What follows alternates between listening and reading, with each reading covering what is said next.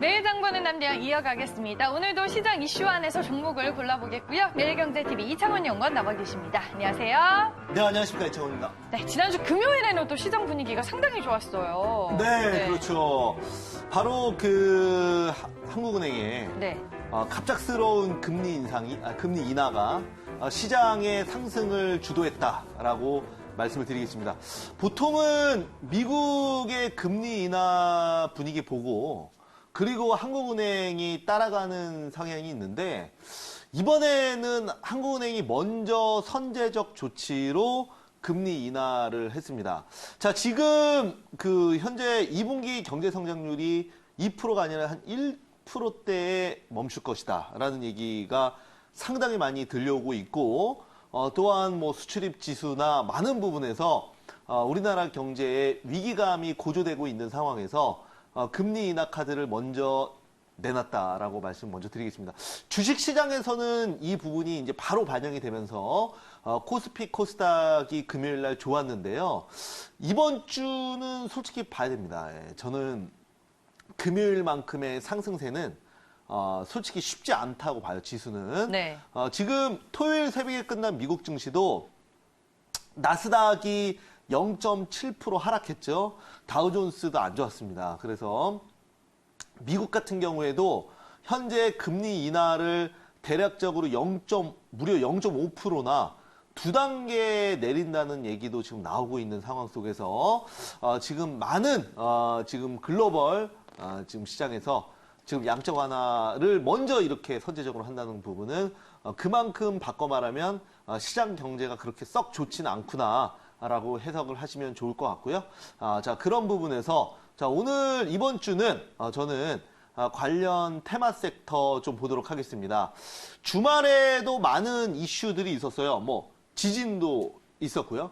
또한 일본의 아베 총리가 지금 선거에서 좀 반쪽짜리 승리를 했다고는 하지만 어찌됐건 의도대로 좀 된 것 같습니다. 그래서 어떤 지금 반일 지금 프레임은 지속적으로 좀 저는 이번 주에도 계속 이슈가 될 걸로 예상을 하고 있습니다. 자, 그런 상황 속에서 지금 또 이번 주에 있는 이슈 중에 하나가 바로 7월 25일에 이 돼지에게 주는 잔반 투여가 급식이 이제 중지가 됩니다.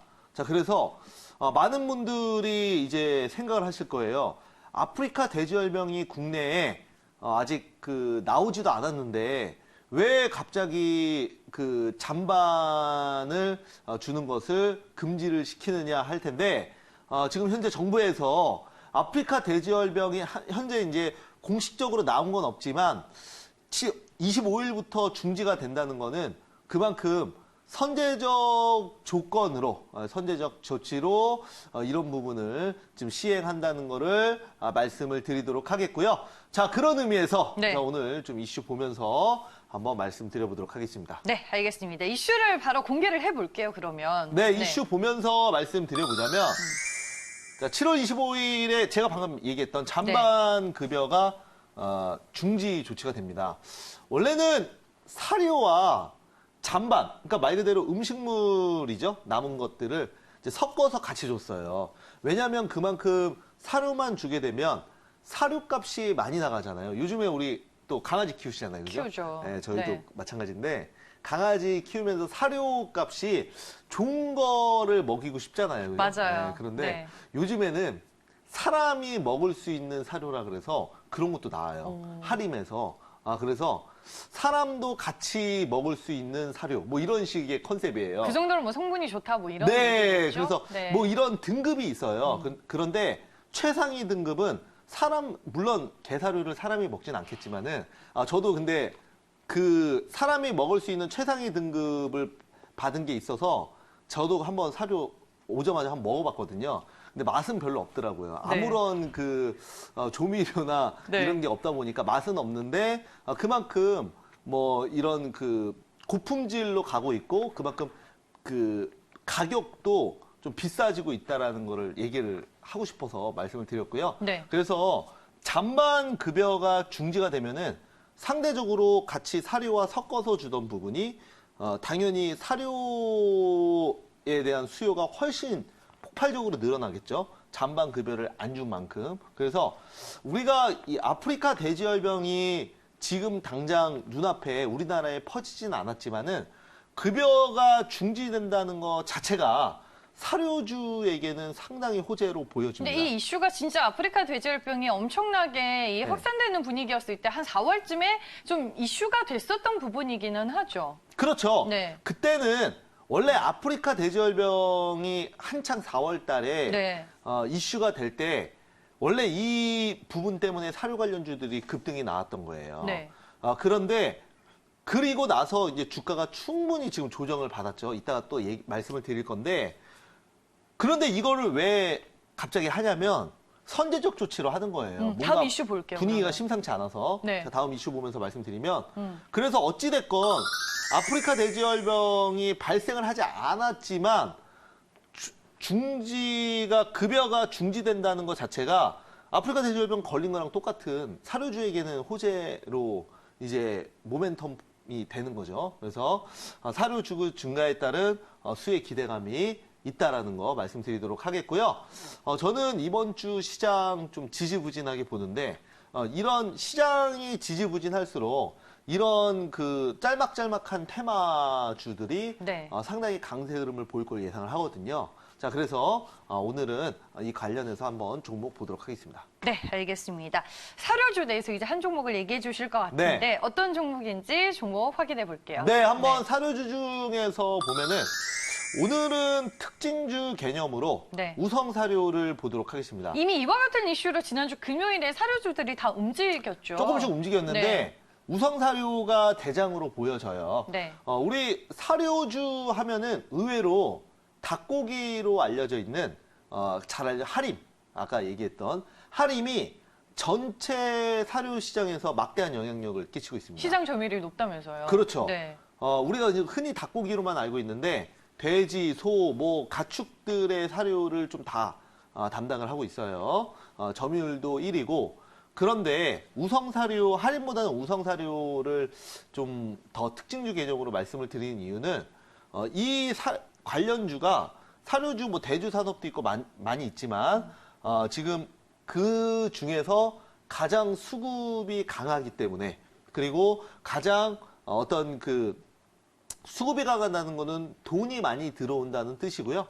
그만큼 대장주 성격이 있기 때문에 테마주 안에서 그래서 좀 말씀을 드리도록 하겠습니다. 네, 알겠습니다. 오늘 종목은 이제 우성사료고요. 차트 포인트 이어서 확인을 해볼게요. 네, 차트 포인트 보면서 말씀을 드려보자면 자, 먼저 4월 달에 제가 오늘 그 특징주 개념으로 사료주들 좀 다 짚고 넘어갈게요. 네. 그리고 아프리카 돼지열병 관련주들.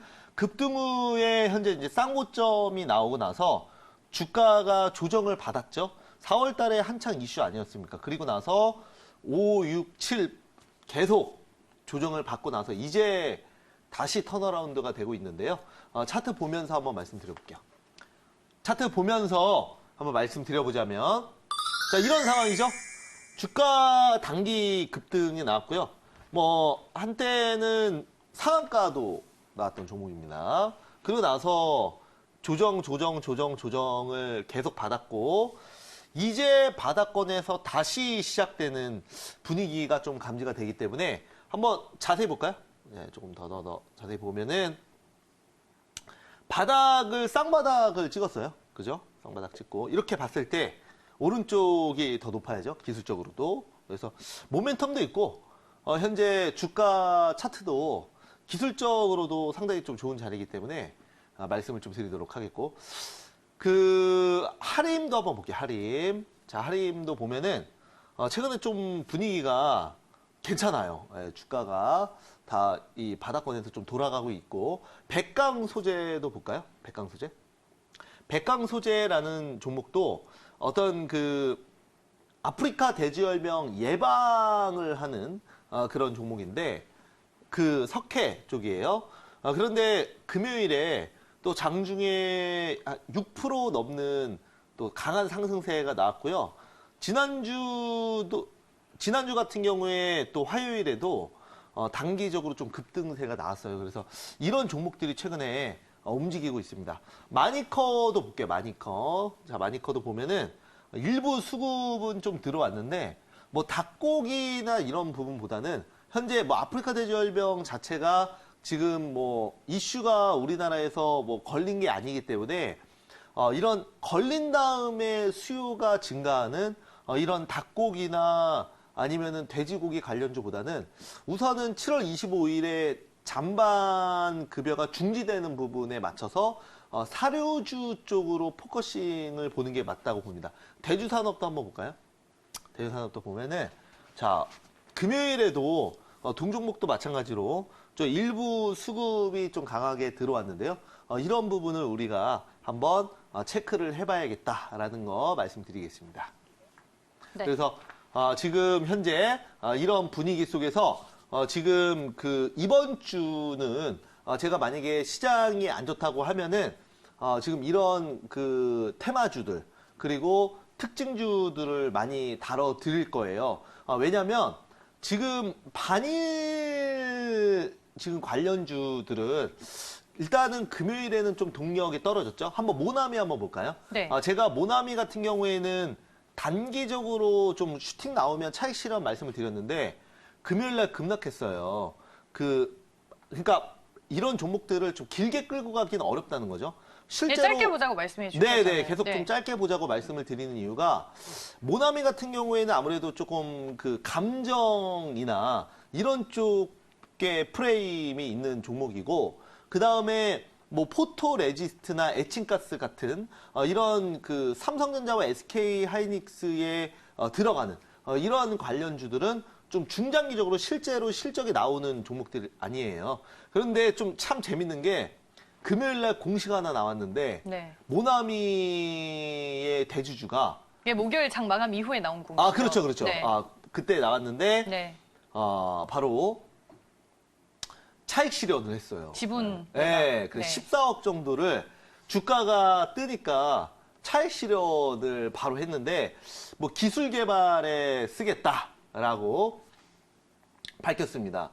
그러니까 투자자들은 조금 사실 어벙벙 할 수 있어요. 왜냐면 저도 이제 뭐 여러 가지로 참 찾아봤는데 기사도 나왔더라고요. 근데 네. 기사 내용에 애국 테마주로 샀는데 갑자기 뭐 대표이사가 뒤통수를 쳤다 뭐 이런 댓글도 있더라고요. 네. 그런데 어찌됐건 뭐 주가가 올라오면은 차익 실현하는 거는 그냥 뭐 주식이니까 뭐 자본주의 관점에서는 저는 뭐 크게 그런 부분은 어떤 감정적으로 할 필요는 없다고 생각해요. 이게 뭐 이론적이나 논리적으로는 맞는 얘기지만 이제 어떻게 보면은 또 네. 도덕성과 좀 연관이 될 수도 있는 그렇죠. 부분이 있기 때문에 그래서 네. 제가 봤을 때는 또 기사 인터뷰도 했더라고요. 네. 그래서 대표이사가 이 돈을 14억을 감사하다 사준 사람에게 좀 놀리는 것 같기도 한데 네. 어찌됐건 그 모나미를 또 투자해준 투자자들에게 감사한데 이 14억을 지금 기술 개발에 쓰겠다. 왜냐면 모나미 같은 경우에 많이 써보시면 국민 팬이니까 써보시면 그 일본 펜 기술이 워낙 좋잖아요. 예전에 네. 우리가 보면 0.3mm라고 해야 되나요? 네, 그 정말 얇게 나오잖아요. 제트 스트림인가요? 네, 그것도 그렇고 워낙 그 일본 펜이 부드럽고 잘 써지는 건 사실이에요.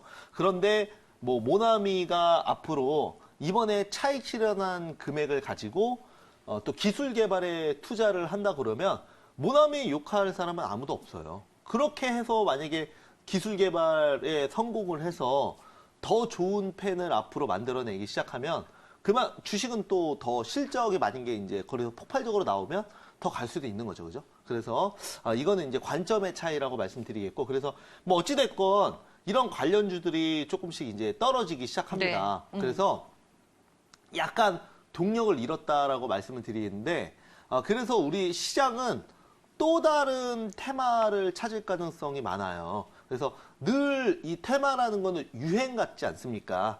그래서 우리가 지금은 뭐 음식 같은 경우에도 뭐 조개구이가 유행했다가 대왕 카스테라가 유행했다가 식빵이 유행했다, 닭강정이 유행했다가 뭐 핫도그가 유행했다 하듯이 주식 시장도 테마주들은 유행이라고 봐야 돼요. 그래서 우리가 유행이 시작될 쯤에 투자를 해서 유행이 끝날 때쯤에 고점에서 차익 실현을 하고 또 다른 어떤 그 시대를 맞이하는 게 좋죠.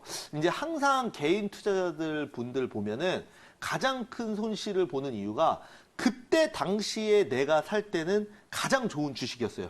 그러니까 증권 방송에서도 많이 나오고 뉴스에서도 많이 나오고 주위에서도 이 종목이 지금 최고다 해서 많이 오른 상태에서 샀는데 갑자기 그 유행이 끝나버리는 거예요. 쉽게 그 테마가 끝나버리면 손절도 못 하시고 또 시장은 전혀 다른 테마가 현재 이제 또 불면서 완전 나만 혼자 그 종목에 매몰되어 버리는 그런 모습이 많이 나오는데 항상 내가 지금 할 때는 분위기가 그렇게 또 불기 때문에 그 종목이 정말 제일 좋은 종목인 줄 알지만 또 시장은 항상 바뀐다는 거 미스터 마켓이라고 하지 않습니까?